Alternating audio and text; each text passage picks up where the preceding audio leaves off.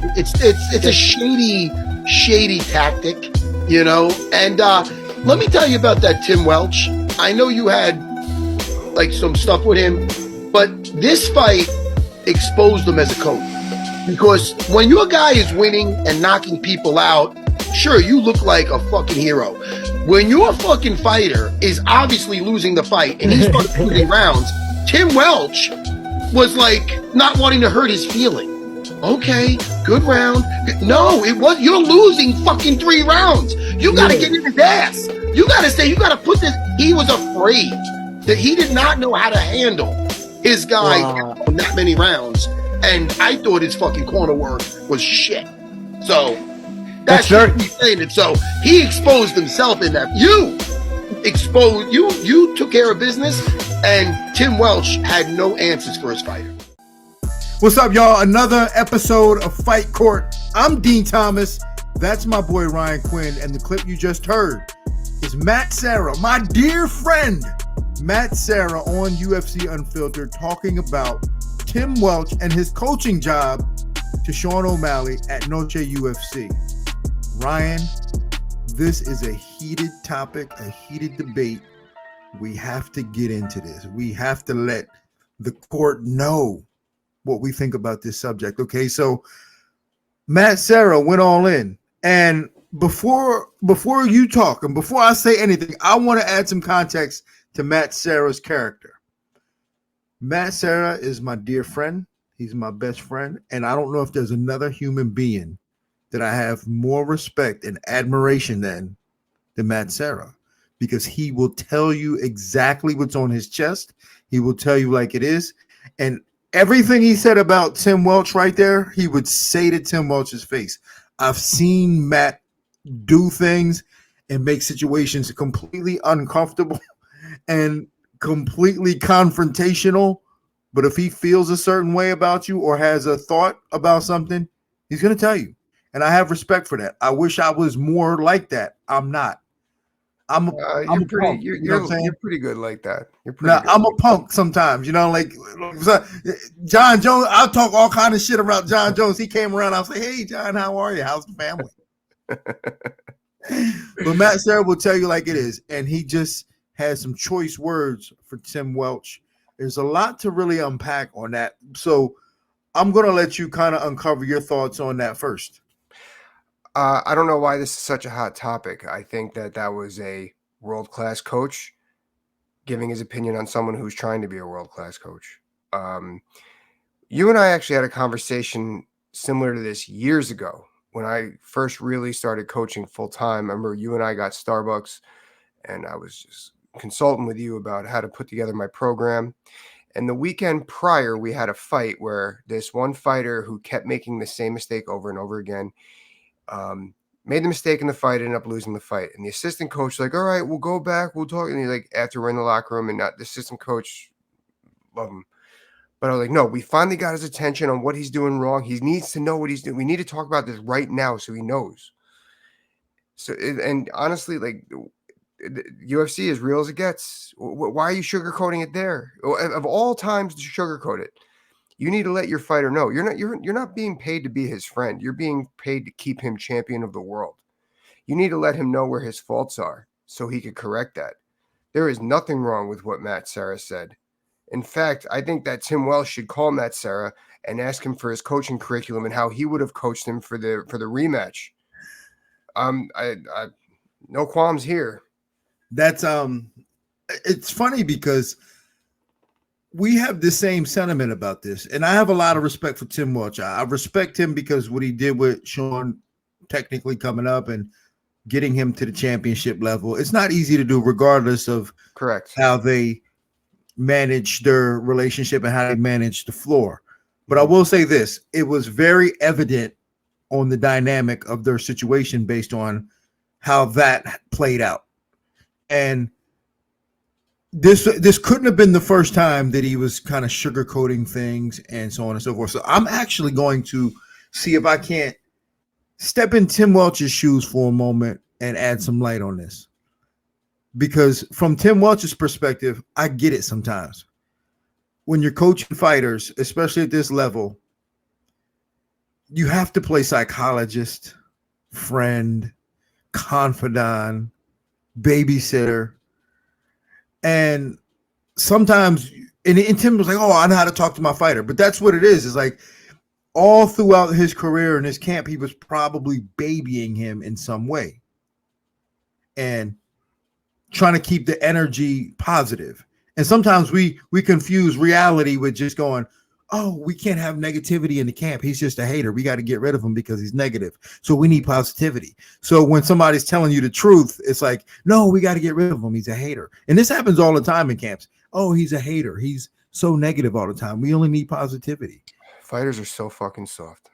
And that's what it comes down to. And it might be a generational thing. It truly might be a generational thing. And we always complain about participation trophies, and everybody complains about participation trophies until they don't get one. Oh, where's mine? You know, like, oh, I can't believe they're giving participation trophies out, but where's mine? Right? Like, that's the society we live in. And MMA to me is a sacred place. As I think it's a place that we shouldn't have it. This is why I can't coach, Ryan. This is why I don't really coach a lot of fighters. I come in as a consultant from a technical aspect. This is how it's done. This is what's going to make you better.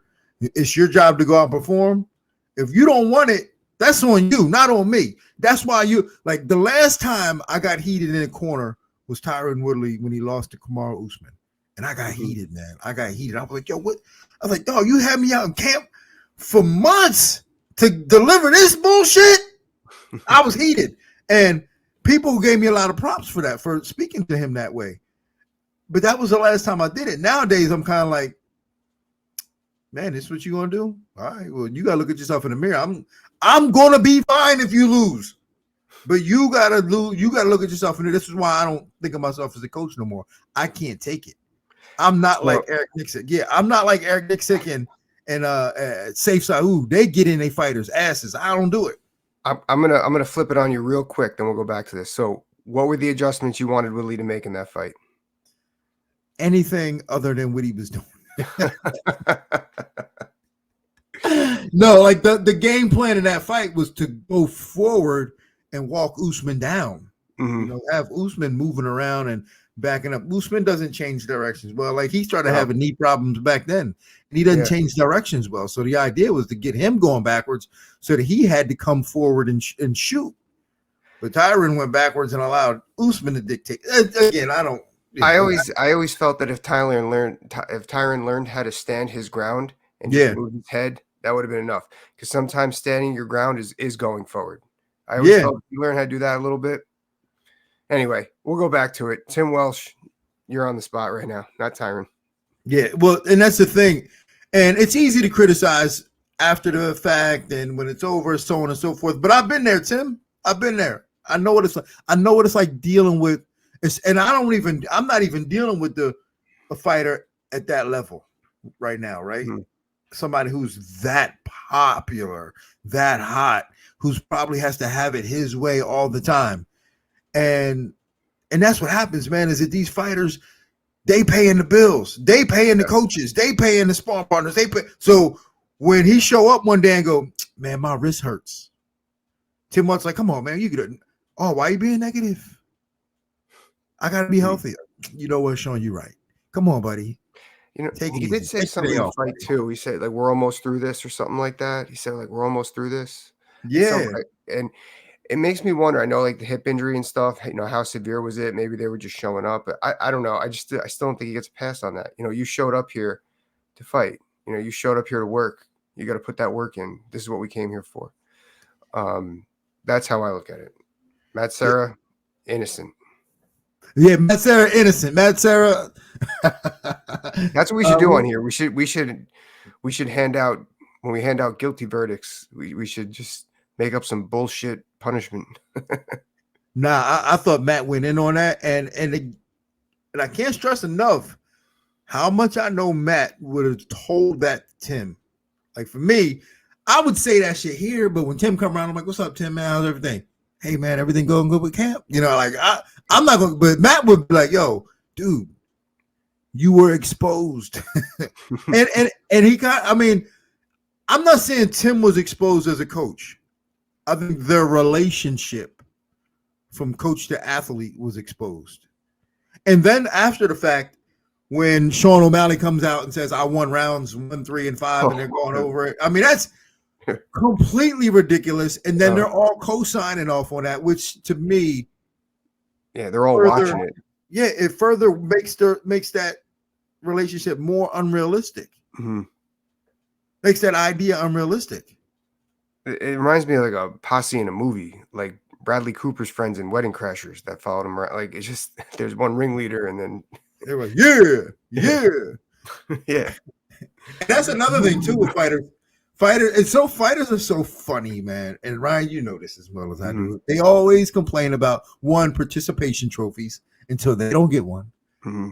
And then they complain about other fighters only having yes men around them while they only have yes men around them. Yeah. It's and they don't see it. They don't see it. And they don't because in their head it's different. In their head, they can justify the people around them because they're part of the camp. They've always been there. They're positive. But at the end of the day, they're still your yes men. Mm-hmm. If they're agreeing with everything you're saying and you're not having, good conversations, they're agreeing with everything you're saying. So if you find yourself, not that we have found ourselves. Actually, no, you know what? Okay, I'm lying. I almost found myself getting into that situation with one of my fighters. I got close with a bunch of my fighters, but I always made sure I kept it respectful. I never cared about who they were dating or what they were doing outside. Because you know what? I'm your coach. I'm not supposed to be your friend. That's how but I found myself, they were good kids. They were good guys, 8, 10 years younger than me. And I found myself to a couple of them, I was getting closer and, I found that they were going a little bit lighter in practice. I had to sit them down and be like, hey, listen, guys, I kind of looked the other way for a little while, but I can't, your career is hurting with this. Your fights are hurting with this. We got to step it back up. We got to demand more out of ourselves here, and if they see you slacking off, they were better fighters then the rest of the team's going to slack off. So guys, remember why we got here. Remember where we want to go. You got to let me be able to criticize you. I can't just let you come here to hang out. You don't pay for that regardless. How would you handle that situation if you find yourself falling into that position with a fighter? Let's say you're Tim Welch now and you want to flip it around. It's tough now. So me and Alan Joban talked about this, and Alan was saying they got to bring somebody else in. Mm-hmm. Like, it doesn't have to be a full-time guy, but they got to bring another set of eyes in and another voice that maybe not so close to him that can tell him the truth and to offer the opposite perspective. Mm-hmm. And I think that's important too, is the opposite perspective. I was teaching, I was up at Dan Donaldson's place yesterday, and there was a young man in there who, he's got his little garage full of these little young amateur fighters. And there was a young man in there who was really heavy on film study and Barry Robinson and all his system. And he challenged me on some stuff, man. He challenged me on some footwork stuff, on the L step and all this and that. And I was so happy that I had that level of challenge. I had somebody challenge me, especially a young dude like that was just like, yo, I know my shit too. And I was like, I loved it because just because I say it don't mean it's right. Right. So it forced me to look at my theory on footwork in a different way, to go, all right, let me think. Am I right? Or maybe there's something to this. Mm-hmm. So every camp kind of needs that. And this is the problem with camps, is that the whole Creon's loyalty thing still spills over in today's MMA to where guys don't want to seek out other people and information. So they spend their money on getting strength and conditioning coaches and nutrition coaches and nutritionists. But the reality is they need to seek out more information from specialists in certain areas. So Tim Welch said he was shocked that Merab was shooting double legs and getting double legs on. Okay. Yeah, right. Like what? Like of all things, Jeez. of all things. I didn't know they were wearing gloves in this fight. What the fuck? Like, Like to me, that was probably an issue in scouting where they needed somebody like, hey man, listen, he shot 50 times against Piotr Jan. mhm. At some point, he's going to be in on a double. Yeah. What's he setting it up with? Yeah, Does Tim Welch? What's his background? Like I know he's got like 20 something pro fights. yeah, and Tim Welch he was a decent fighter. He Hmm. understands MMA. He's done a tremendous job with building Sean O'Malley. But I Yeah. think part of that is the fact that Sean O'Malley is his racehorse, and he's Yeah. got to take care of it in a certain way, and he can't lose it. And you got to talk to it in a certain way, because if you're mean to it, it's going to leave and go to somebody else. Another stable. Yeah. Yeah, and that and when you think about it, because they came from the lab with John Crouch, Hmm. and John Crouch don't play that bullshit. John Crouch don't play that. That's why fighters be leaving these big camps when they have coaches that are, in my opinion, honest and strong and powerful. But for some fighters, it's too much for them. They too much for them. Like Saif Saud, he getting your ass. You fuck up, he getting your ass. Eric Nixick, you doing bad, he getting in your ass. How many fighters have really? And it's funny because in boxing it's effective, but how many fighters in MMA have you seen? It's just the culture that have put themselves in that situation where they build a team around them and have stayed successful. I think you have to be at a certain level to make that work.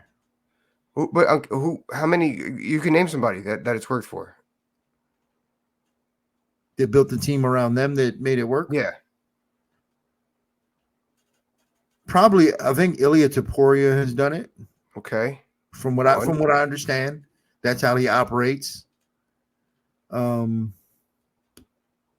right, but regardless, okay, you got one. You got. Yeah. I mean, it's not often that it works a lot. No, It doesn't. no. So, But I think you have to be at a certain level where you deserve that, mhm. and your fights are so specific that you need that, and Yeah. but again, you got to be able to afford it too.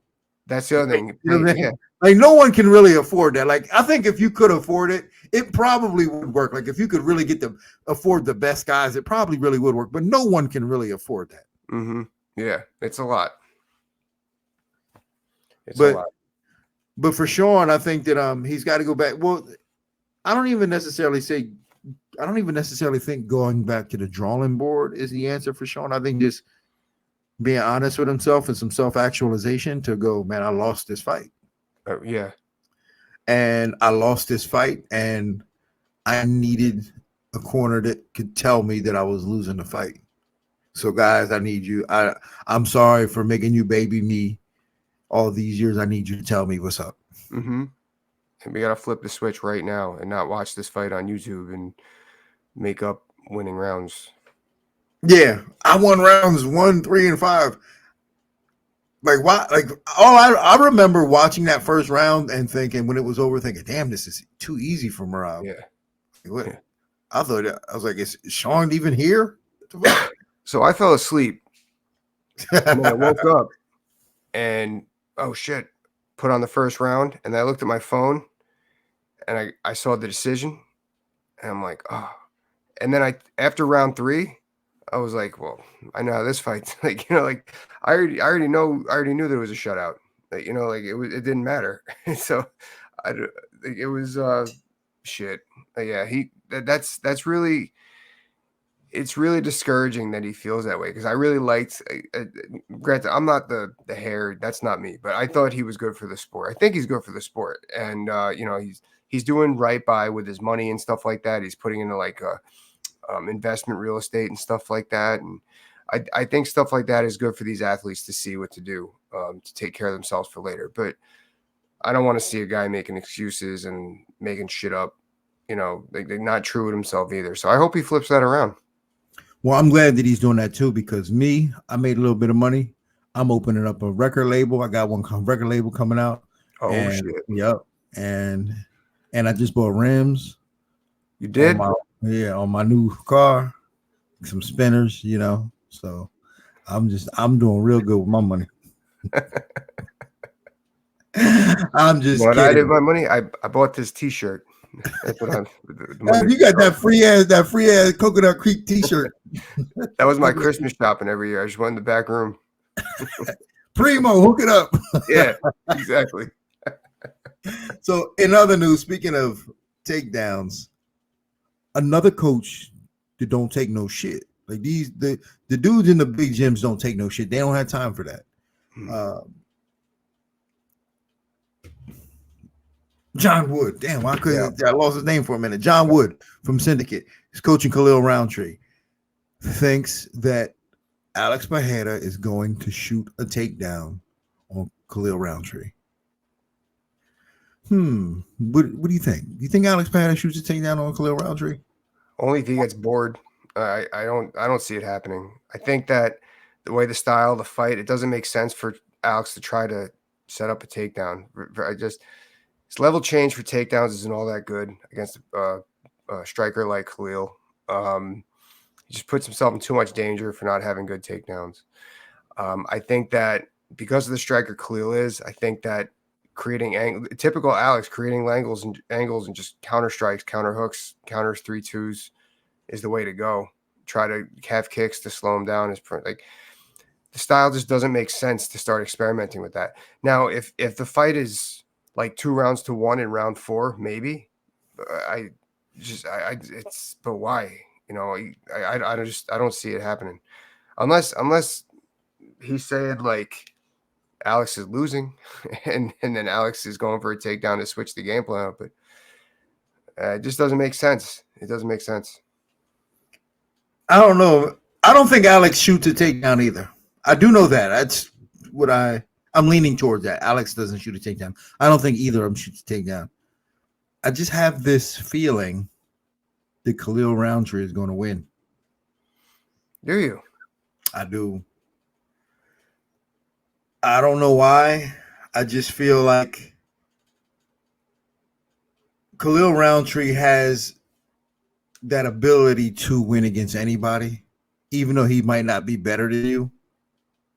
And I have won some underdog money on Khalil Roundtree. Yeah. I'm not gonna lie. And all he needs is one moment for the stars to align for him. You know what I think his moment is? In the first 3 minutes of the fight. Yeah, that was what I was gonna say, man.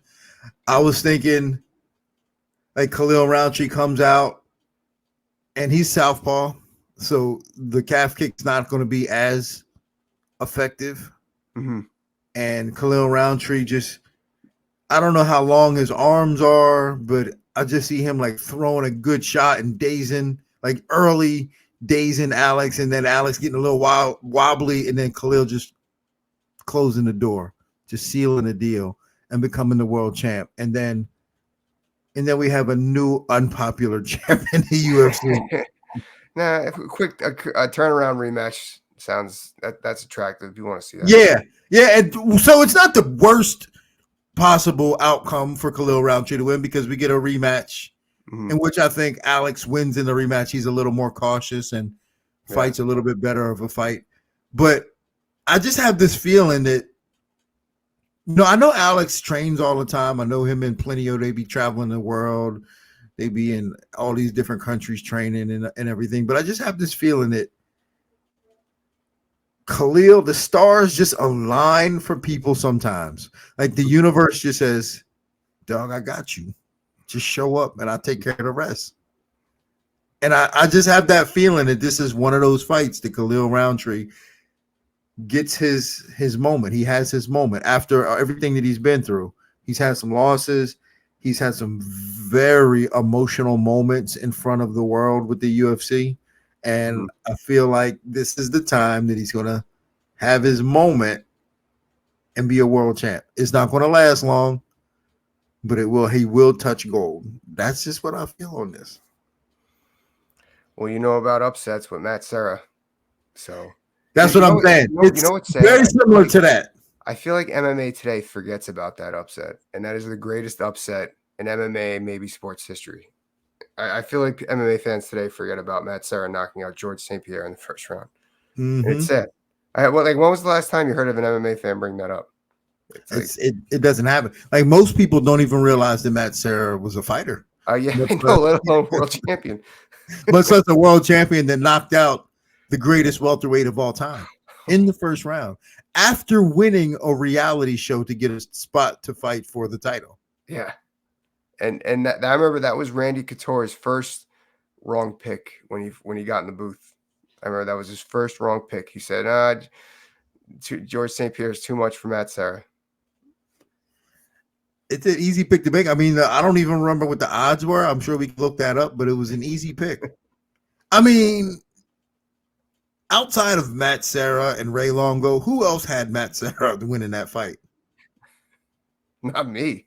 Like, no, not many people did. Like, I remember watching that. I remember watching that fight at a bar. He's your best friend. You're gonna have to answer this. Yeah. Who did you have? No, but that's my dog. So, like, I mean, I wasn't in a position to make picks, but I was rooting for him. Mm-hmm. You know, I'm rooting for Matt. And Matt goes out, he's firing off right hands to the body, and I'm like, oh, here comes one over the top. Yeah. And bink, and George goes down, and we're like, oh, and I was so happy. Just like I wasn't in a position to be like, all right, this is who I think is going to win. I was just like, man, I hope Matt can pull this off. I know it's a tall ask, but I hope he can pull it off. I remember the whole thing. So George didn't fall initially; he slipped. He if you remember, he stumbled. And then Matt, like it was on the freaking, what do you call that? The Hempstead Turnpike in Long Island. Just like it's time to go. and then he knocked him out. I couldn't believe it. I was like, up until the ref called it, I'm like, he's gonna come up. There's no fucking way. Holy shit! Oh man, that was amazing. I gotta watch that fight now. When did you guys get close? When did you guys get close? Like me and Matt, or during the UFC? We got close in the house. Okay. Because we were in the house in that same season. Right. I remember. So we fought, and we were like arch enemies prior to us fighting. We were like, since 2001, me and Matt Serra were enemies. From 2001 to 2005 or 2004. 5. We fought in 2004. We were enemies since 2001. Fought in 2004. I won the split decision, even though they announced him as the winner. Then we went on the house in 2006 and became best friends. It's crazy how that works out. It's crazy how it works. And that's why I be telling fighters now, like, be careful with the dudes that you talking shit about. Especially in this game, they're all often just like you. That's what I'm saying. They're all just like you. Yeah. I'm watching these guys at weigh-ins and press conferences going at it for no reason. I'm like, that dude's just like you. You would be his best friend if y'all have different circumstances. Like if y'all weren't fighting each other, y'all could possibly be best friends. Y'all have so much in common. Mm-hmm. Y'all probably like the same stuff. Why are y'all beefing for no reason? It doesn't. You can still fight hard and not have to go at each other like this. So I didn't like Dan Kramer when I first met him. He was too handsome. He defended all my takedowns. I just couldn't deal with it. And then we were out one night, and it's so stupid. So we're out one night and we're at a bar, and someone drops a beer bottle and the glass breaks, and then he just goes dun-dun-dun-dun-dun, like Stone Cold, and immediately after he heard the glass break, like Stone Cold's music, and that was it. Like, did we just become best friends? That's all it took, right? Yeah. All it took was that common bond of that music to know that y'all had that in common, and you're like, we're best friends now. Yeah. Telling you. Oh man, young fighters, stop beefing with your opponents. Yeah. There's plenty of fight. You don't need it with that. You bullshit. don't need it. Yeah, I get it. You're selling the fight, but They're doing a terrible job of selling a fight. Like these guys, they talk about selling a fight. No one still wants to watch it. No one, Yeah. Nobody cares. no one's. We still don't care. Yeah. What's your name again? Yeah. Yeah, I watch these guys going, yeah, I'm just selling a fight. I'm like, yeah, but you still on the prelims and no one's watching. Yeah. Nobody cared that you trained with him and he didn't want to train again. Yeah. We've read that book. We've read it already. Just put on a good fight, dude. That's all we care about. So, but Ryan, let's get up out of here. It's been real. Yeah. Glad I got your takes on this stuff, important stuff. But if you like the show, hit like, share, subscribe, comment, and tell your friends. And we do have some pretty interesting news coming up. But I'm not going to share that now. We're going to share that later. But Yeah. So on that note, this court is adjourned. Check out Fight Bananas. Check out Fight Bananas later.